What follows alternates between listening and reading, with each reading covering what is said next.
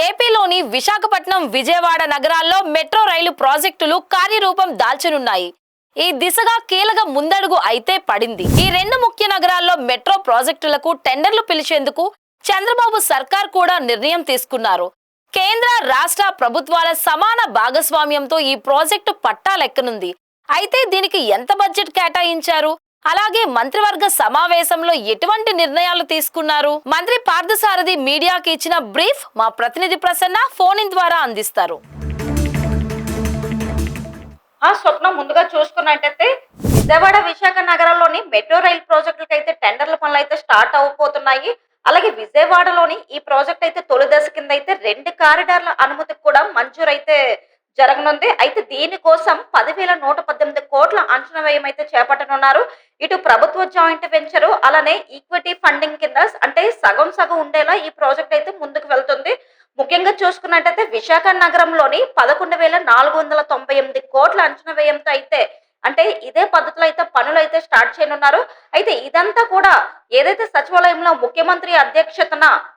ముఖ్యమంత్రి చంద్రబాబు అధ్యక్షతన సమావేశమైన రాష్ట్ర మంత్రి మండలిలో కూడా ఈ నిర్ణయాలు అయితే తీసుకోవడం జరిగింది.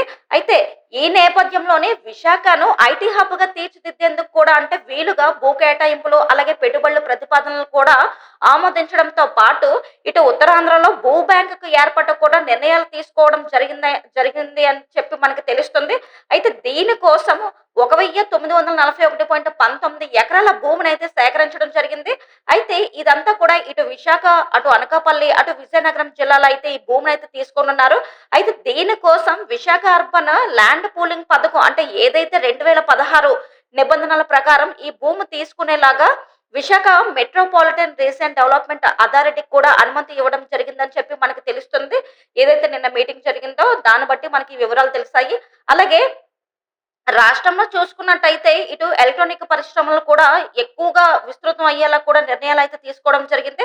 అయితే ఏదైతే మంత్రివర్గం సమావేశం జరిగిందో అంటే రాష్ట్రంలోని మంత్రివర్గం ఈ సమావేశంలో నిర్ణయాలు అయితే తీసుకున్నారో ఇవన్నీ కూడా క్లియర్ కట్ గా అయితే మనకు మంత్రి పార్థసారథి అయితే మన మీడియాకి అయితే వివరించడం జరిగింది.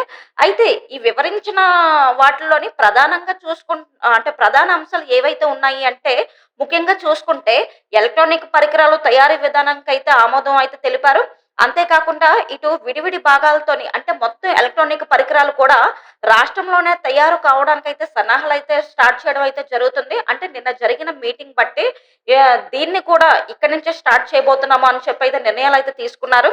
అలానే ప్రతి ఏటా కూడా 100 నుంచి 150 బిలియన్ డాలర్ల వ్యాపారం కూడా ఇక్కడి నుంచి జరుగుతుంది అని చెప్పి వెల్లడించడం అయితే జరుగుతుంది. అంటే ఇది ఇక్కడి నుంచి స్టార్ట్ అవ్వబోతుంది ఇక పైన అని చెప్పి చెప్పడం జరిగింది. ఇంకా రాష్ట్రంలో చూసుకున్నట్లయితే మొత్తం 79 కోట్లు పైబడి కూడా అంటే అంత విలువైన పెట్టుబడులు ప్రతిపాదనలు కూడా ఈ నిన్న జరిగిన సమావేశంలోనైతే గ్రీన్ సిగ్నల్ ఇవ్వడం అయితే జరిగింది.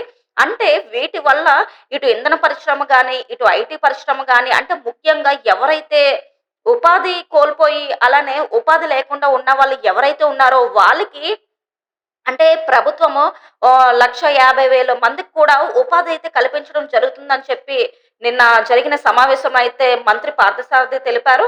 అంతేకాకుండా అంటే ఓవరాల్ గా చూసుకుంటే ఇటు విశాఖను ప్రభుత్వం ఐటీ హబ్ గా కూడా తీర్చిదిద్దుతుంది.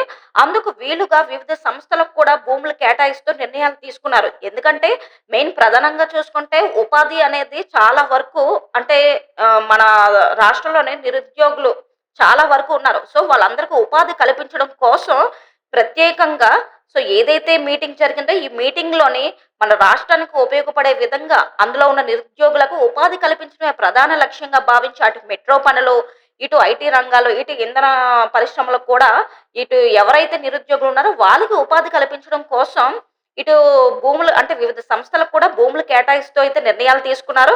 అయితే దీన్ని బట్టి చూస్తే విశాఖను కీలక డేటా హబ్ గా మలచి టెక్నాలజీ ఆధారిత సంస్థలను కూడా ఆకర్షిస్తాము అని చెప్పడం అయితే జరిగింది నిన్న జరిగిన మీటింగ్ లోనే. ఈ విధంగా చూసుకున్నట్టయితే ఇటు క్లౌడ్ కంప్యూటింగ్, అలాగే డేటా స్టోరేజ్, డిజిటల్ సేవల అభివృద్ధుల్లో కూడా ఇవన్నీ తోడ్పడతాయని చెప్పి మంత్రి తెలియజేశారు. ఓవరాల్ గా మంత్రి పార్థసారథి అయితే మనకి మీడియాకి చెప్పిన వివరాలు ఈ విధంగా అయితే ఉన్నాయి. అలానే అంటే ఈ భూములు కేటాయించడం, అలాగే ఈ టెక్నాలజీ అంటే రానున్న రోజుల్లో టెక్నాలజీ మరింత అభివృద్ధి చెందుతుంది కాబట్టి, ఎటువంటివి తీసుకొనొస్తే బావుంటుంది అన్న విధంగా చర్చలు జరిగాయి కాబట్టి, సో, ఇవన్నీ కూడా మనకి ఉపాధి కల్పన కోసం మాత్రమే ఇవన్నీ తీసుకురావడం జరుగుతుందని చెప్పి మంత్రి పార్థసారథి అయితే వివరించారు. ఇది స్వప్న. ఇక్కడ జరిగిన మంత్రివర్గ సమావేశంలో అయితే తీసుకున్న నిర్ణయాలైతే ఇవి Swapna. Okay Prasanna, thank you.